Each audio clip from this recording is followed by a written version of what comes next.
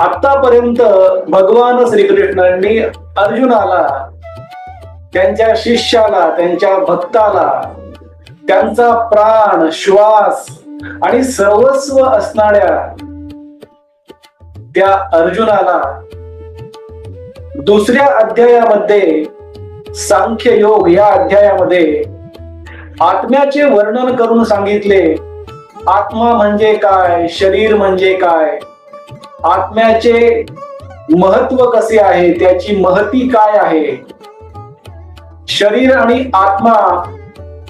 हा वेगवेगळा कसा आहे, हे दुसऱ्या अध्यायामध्ये वर्णन करून सांगितले. तिसरा अध्याय कर्मयोग या अध्यायामध्ये मनुष्य कर्मापासून पळून जाऊ शकत नाही, कर्मापासून लपून बसू शकत नाही आणि कर्मा